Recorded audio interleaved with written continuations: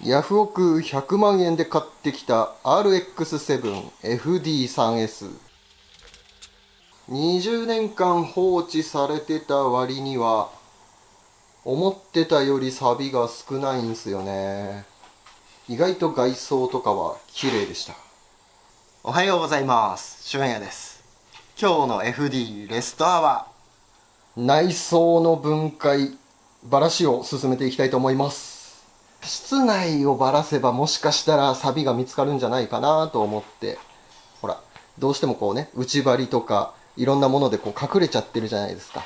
でも、このフロアシートを剥がした瞬間錆がとかっていう可能性もあり得るので、今回室内をばらして錆探し、車の状態をチェックしていきたいと思います。ジムニーがね、そのパターンだったんですよ。外装綺麗だったけど、室内のシートめくったら、錆があったっていうパターンだったから、まあ、どのみちこの後、作業やっていくのに、内装は外さなきゃいけないので、先に外してしまおうっていう感じです。で、今の時点でちょっとやばそうだなと思ってるのが、このトランク。スポイラーがついてる部分が錆びてて、こっからね、水が入ってたっぽいんですよ。ここ。で、このトランク開けた時に、ここがね、ジャバーっと水が垂れてきて、ほらほらほらほらほらほらほらほらほらほらほらほら、もういいや、もういいや、もういいや、もう。で、この辺錆び汁が、水が溜まっちゃったので、ずーっと放置されてた時に、要はこの室内に水が入り込んでる可能性があると。で、トランクだけじゃなくて、その水があっちのシート側の方まで行ってたら、結構広い範囲錆がある可能性もあるので、内装部品全部外して、フロアの状態をチェックしていきたいと思います。それじゃあ作業スタートです。まずはシートから外していきます。じゃないと他の内張り外すのが大変だから。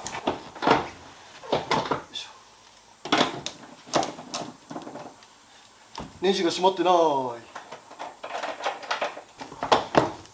あ、後ろも後ろで緩んでるわ。あ、シートベルトの配線もない。このまま外れる。よいしょ。よいしょ。1。続けてリアシートも外しちゃいます。うわ、外れた。うえー。じゃじゃーん。あー、水吸ってんね。水吸ってるね。ぐっちょぐちょ。わりゃー、ちょっとカビ臭い。マジか。あ、そうだよね。トランクから水来てるよね。いやー、やばいぞー。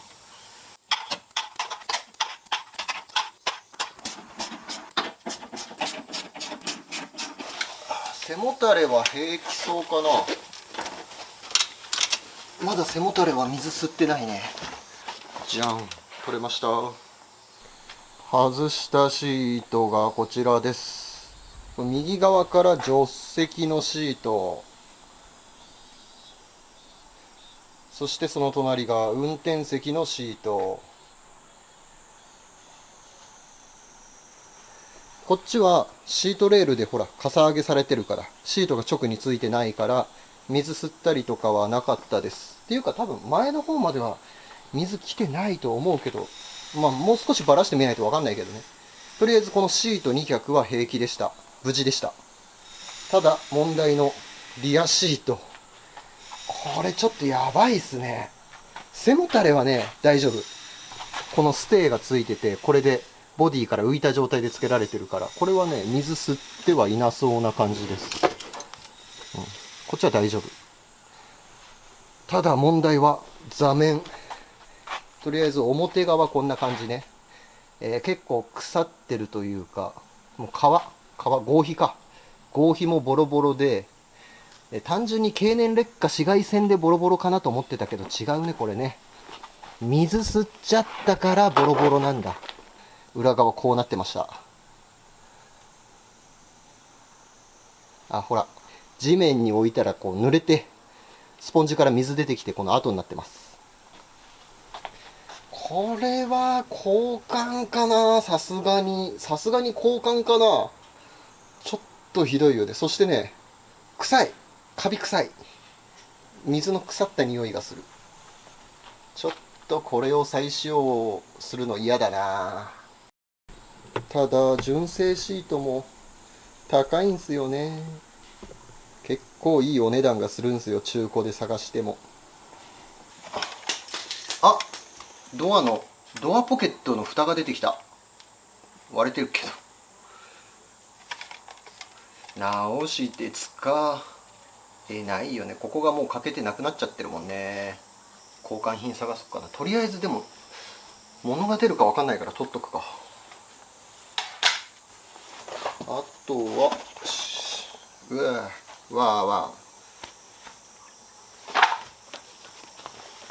フロアマットを、これは問題なく使えるね。よいしょ。ゴミこれもゴミ。フィルムケース、すげえ懐かしいの出てきた。あとネジとかクリップが僕が外したのじゃないのがあるんですけど、これは下手なやつに混ぜるとどこのネジかが分かんなくなるから、これは別カップで管理しないとまずいですね。よいしょ。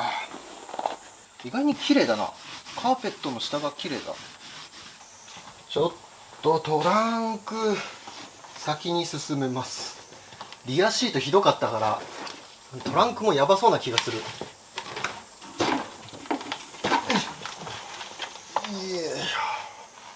すげえ重い。ずっしりしてる。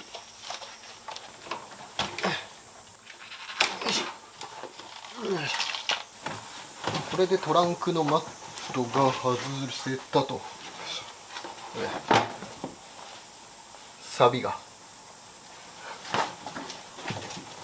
この内側のスポンジもちょっと水吸ってるね。マジか。とりあえずスペアタイヤ外しちゃう。ちょっと一番ひどそうだよね、ここがね。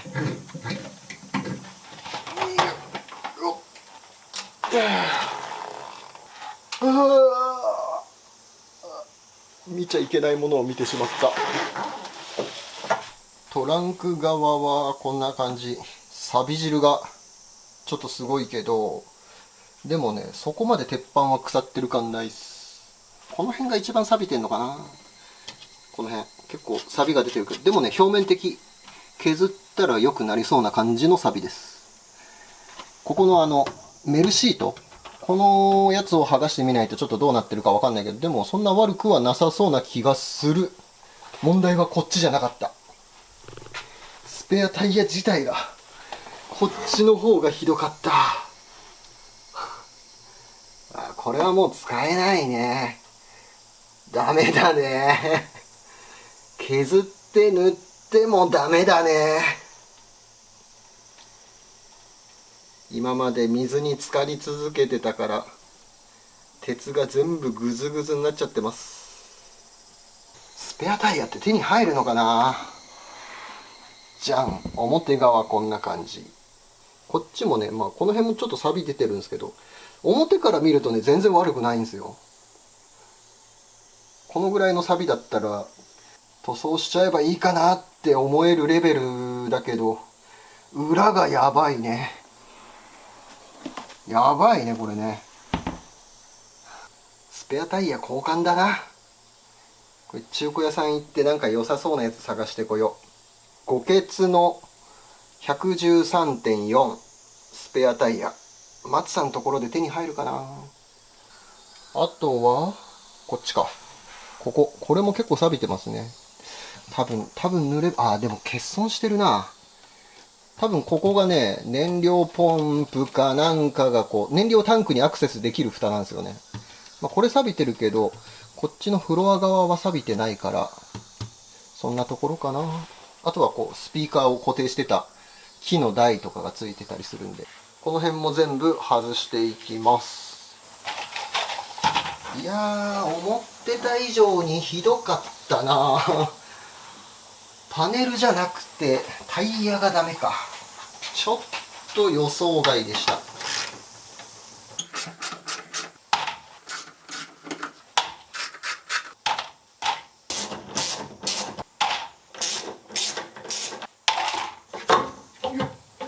よいしょ。よいし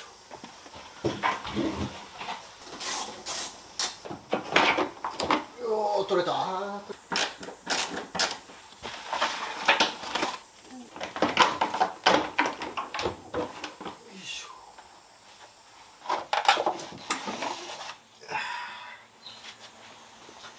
スペアの工具、水が、錆汁が。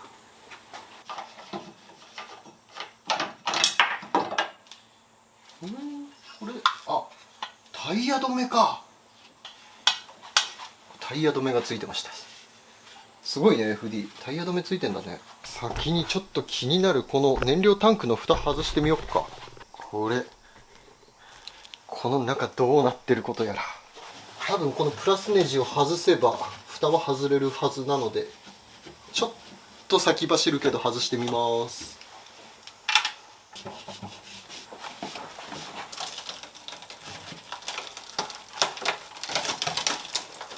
へばりついてるよ。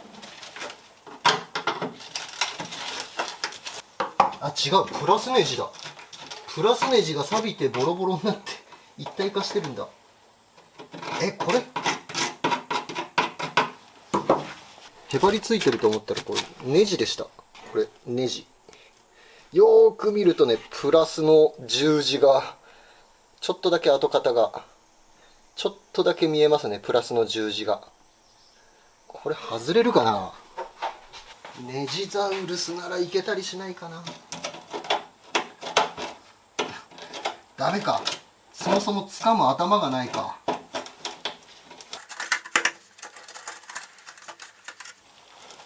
あ、お、回った。ネジザウルス優秀。あ、回る回る回る。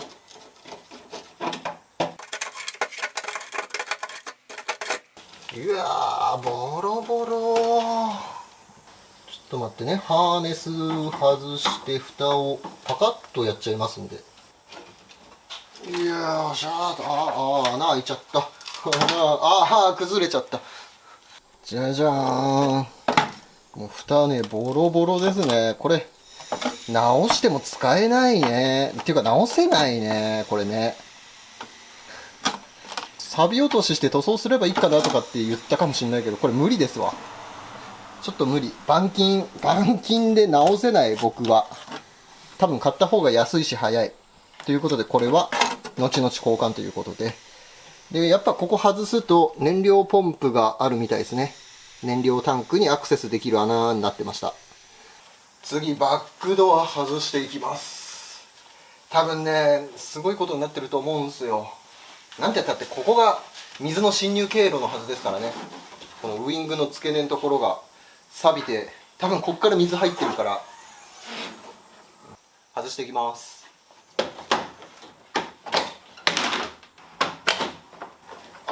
冷たい。冷たい。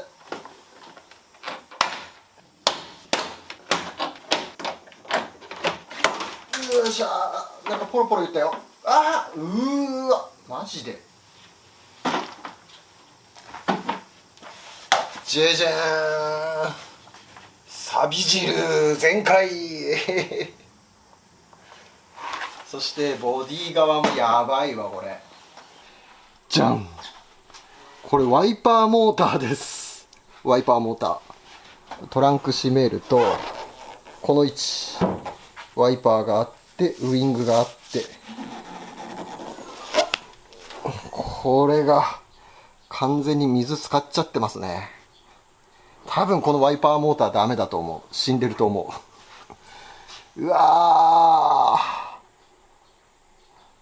すごいね。これはオーナーさんに相談だ。ワイパーレスっていうのも一つの手だけどね。じゃあ、ワイパーモーターとあとウイングも外しちゃいましょう。うわ、なんかジムニーほどボディの錆はなさそうだけど、水が来てたから部品の錆がすごいね。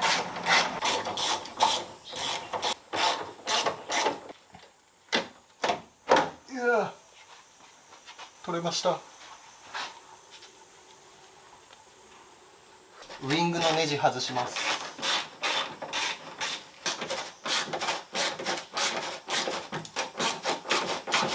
わあ、ネジ共回りしてるし、固定側のプラスチックが死んでるんだなこれきっと。あー、しないね。ネジを落とさなきゃダメか。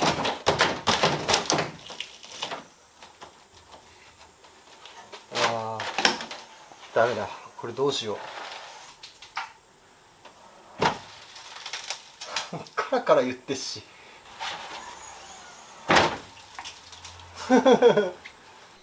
ここのウイング取り付けのネジ、ボルトか。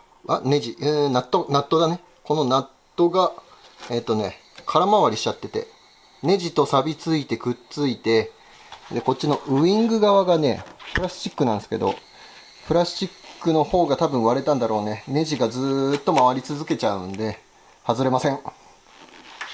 ということで、このネジ切り落として外したいと思います。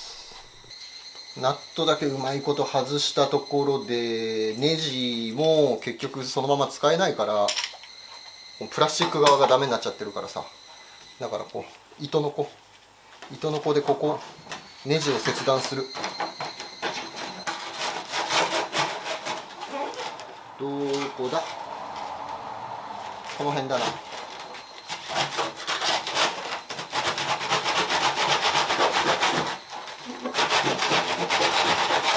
水が出てくるんだけど。よ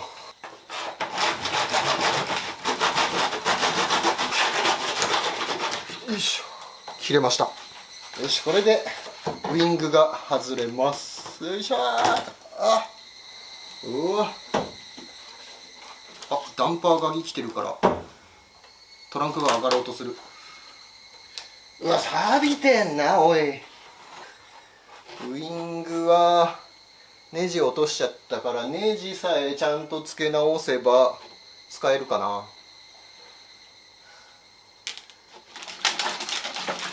チャポチャポ言ってるし。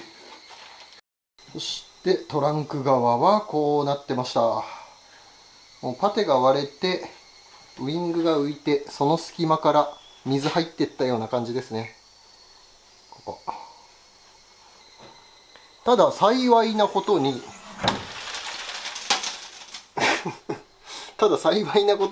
トランクの中はね、錆びてないんすよ。この内側のパネルっていうの、こっち側には錆びが全然出てないです。もちろんこっち側も、青で塗られてるっていうのもあると思うんだけど、でもそのレベルじゃなく、そもそも鉄板が腐ってない。で、多分その理由としては、こっから入った水が全部この室内に落っこちてたからだね。水が全部室内に抜けてたから、バックドアが腐らずに済んでたのかなって気がします。だから多分この表面の錆を落として、で、ちゃんと防水処理して、塗装し直せば使えると思うんですよね、このバックドア。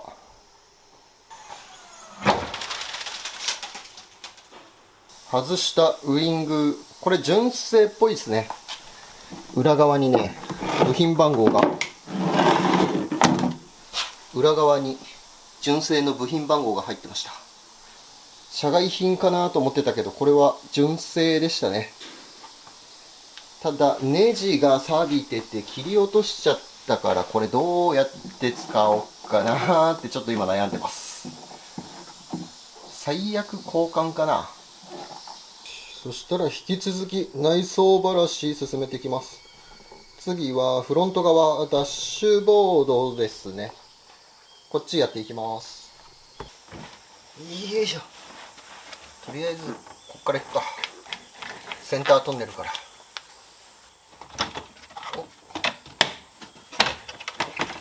よいしょ。なんだこの不明なスイッチ。これ線つながってないです。何も意味をなしてないスイッチだった。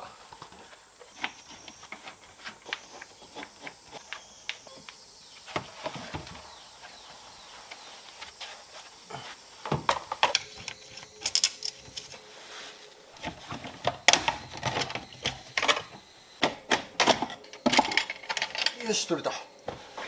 でこれを取って、次メーターとインパネットを外していきます。どっち先だろう。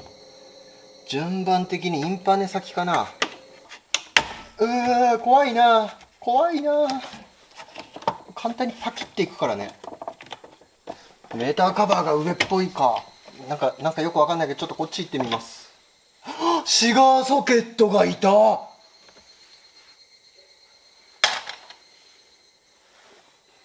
ここシガーソケットでした。いないと思ってた。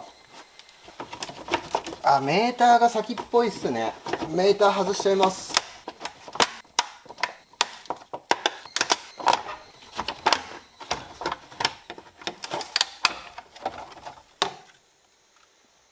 ダメだ、ダメだ、もうバッキバキに割れちゃう。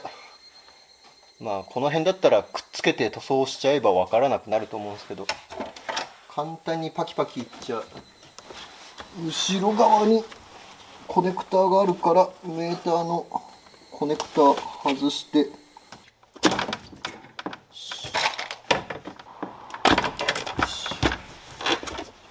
取れたけどもバッキバキだよ。ひどいっす。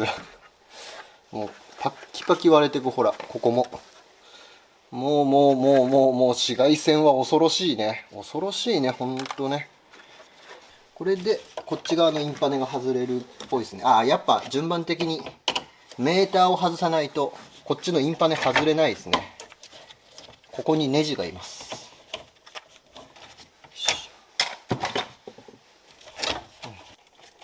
よいしょ、取れた。エアコンのところが取れました。これは割れなかった。やっぱりこの上側がひどいですね、紫外線で。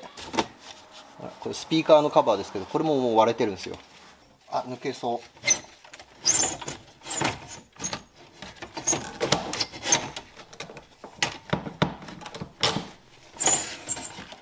う。うわ、なんという構造。サイドブレーキがギリギリだ。うわー、なんかスピーカーとかいっぱいついてた車だから、この辺のオーディオ周りの配線ぐっちゃぐちゃ。カニさんとかもついてるし、ここはちょっと配線やり直しが大変そうだな。これで OK か。よし、オーディオ取れました。よし、ここまで外れればあとはダッシュボードだけなんで、まあネジたくさんと、あとハーネスもたくさん、いろんなものを外してごそっといけるようにやっていきます。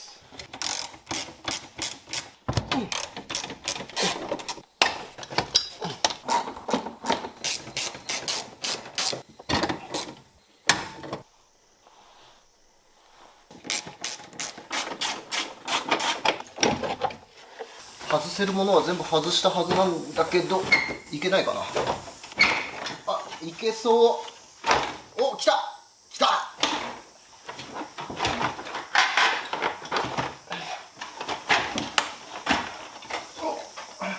あ、まだなんか配線がいる。お、来た来たか来たか。あ、来た。外れた外れた。ダッシュボード外れました。いや、ダッシュボード外れました。いやー、大変だった。ほんとね、重いしね、部品の数も多いしね、初めてやる車だから探り探りだしね、ちょっと大変でした。ダッシュボードもすでにね、こうバッキバキに割れてて、まあこんな感じですね。経年劣化であっちこっちね、割れてたりとか、こうほら、こっちもひび割れてたりとか、まあ、極力部品壊さないように外したつもりなんですけど、もうそもそも割れてるところがたくさんあって、これを再使用できるのかどうかちょっと微妙な感じですね。あ、でもここのメーターのところのフードとか、あれは外すときに僕が壊したからな。なんとも言えないけど。でももうこれね、外そうとするともう壊れるの覚悟で外すしかないかもしれないです。もうあっちこっちバッキバキなんですもん。ほら、ここも。ここはね、もともと割れてましたね。ダッシュボードの裏側はこうなってます。エアコンのダクトとか、あとこの鉄パイプのフレームみたいなやつ。これもダッシュボードにくっついたまま、全部ごそっと外すような感じですね。この辺車種によってちょっと違ったりするんですけど、FD はくっつけたまま外すのが正解みたいです。ジムニーとインプレッサはこの鉄パイプが車側に残ってダッシュボードだけ外せるんで、軽くて持ち運びがしやすいような感じで外せるんですけどね。FD は全部くっついた状態なんで、結構ね、大変でした。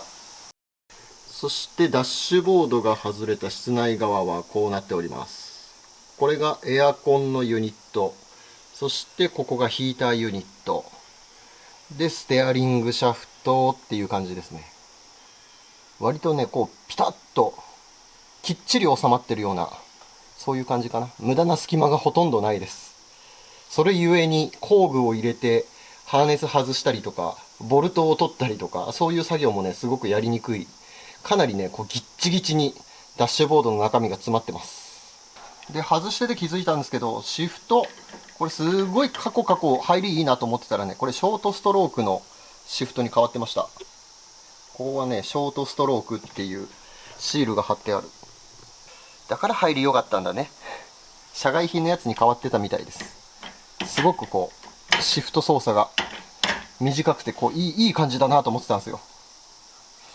そしたらフロアカーペットを剥がしたいんですけど、っていうか最初からフロアカーペット剥がす目的でばらしてってるんですけど、フロアカーペット剥がすためにはこのね、エアコンとヒーターユニット、ここを外さないとフロアカーペットがね、めくってこれないみたいなので、引き続きこのエアコンとヒーターユニット、そして運転席側もカーペットめくれるように部品を外していきたいと思います。エンジンルームのこのバルクヘッドのところにあるヒーターホースと、あとエアコンの配管、これ外していきます。よいしょ。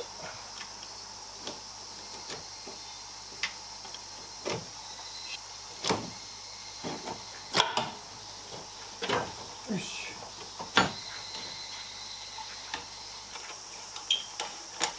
よし。これで配管が、よいしょ、ダメだ。配管が取れました。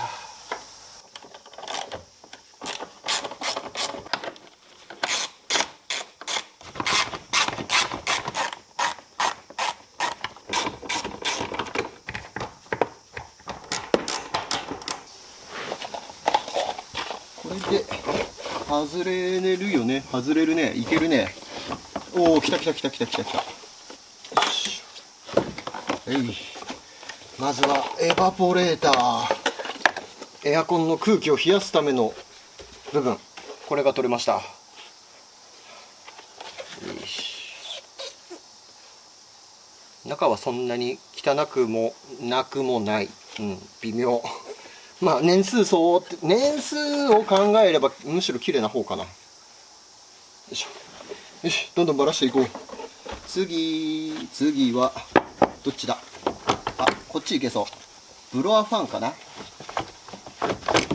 いしょ。よし、ブロアファンが取れました。風を送るためのモーター、ファンがここについてます。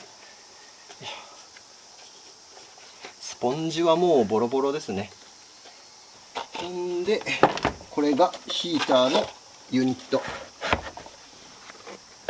よし、おお、取れた。よいしょ。おお、すっきりした。あと、フットレストも外さなきゃ。よ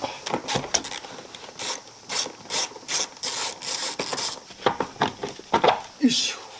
フットレスト外せばいけるか。これでフロアカーペットが、外れる。フロアカーペット外れる。よし、外してみよう。よ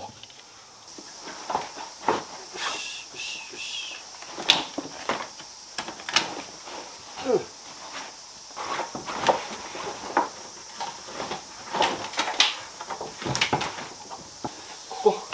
センタートンネルの部分なんかねブチルっぽいもので止まってる。だからゴムを切って剥がしていきます。なんかベターっとくっついてるわ。うわー、これ剥がすのめんどくせえブチル、いや、ブチルだね。なんかブチルっぽいゴムっぽいような、なんかそんな接着剤でくっついてます。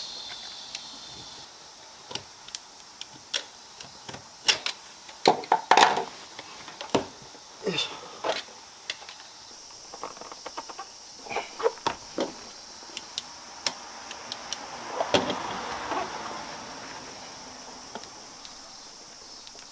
よいしょ。いやブチル嫌い。よ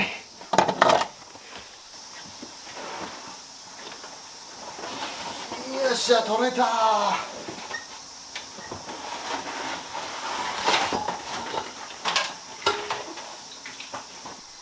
フロアのサビの状態はほとんどサビないです。めっちゃ状態良さそう。助手席側も全然錆びないです。まあ幸か不幸か、そんなに錆びないですね。強いて言えばシートの取り付けのところかな。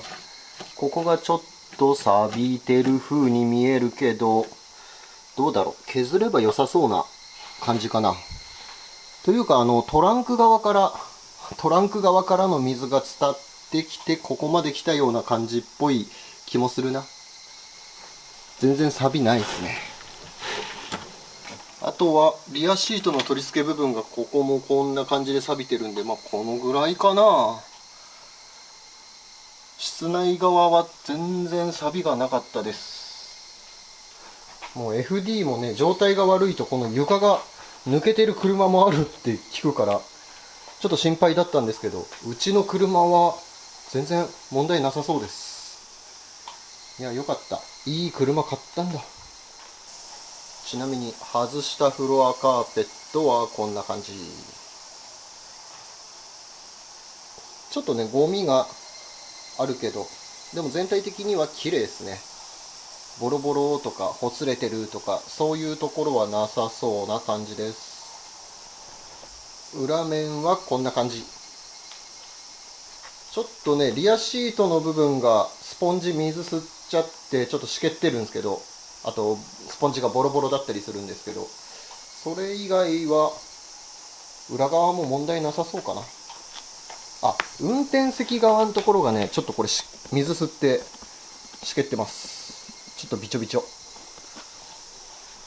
車側でいうとこの辺かな。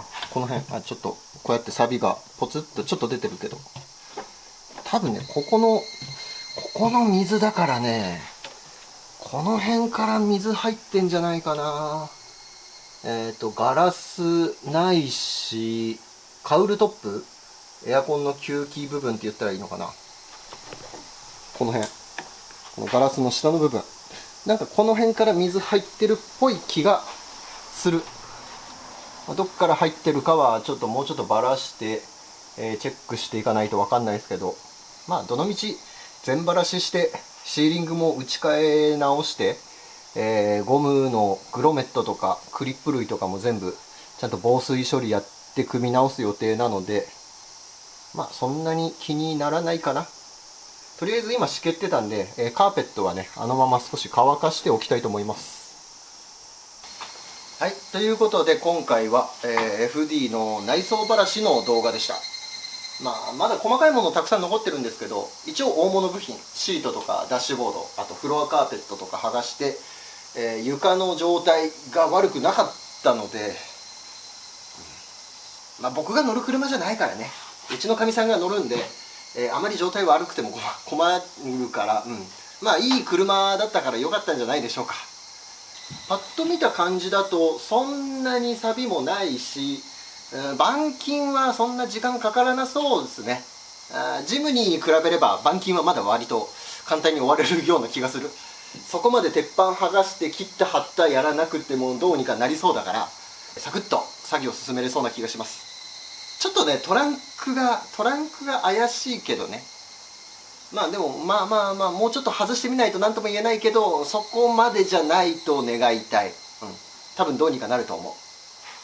さあそしたら、とりあえず外装部品と内装と外してボディの状態はなんとなく把握できたので、次からはエンジン、そしてミッション、あと燃料タンクと車のメインとなる部品を外して、もう少し状態チェックとか進めていきたいと思います。今後の動画の続きが気になるよという方はぜひチャンネル登録よろしくお願いします。最後までご視聴ありがとうございました。また次回もご覧ください。バイ。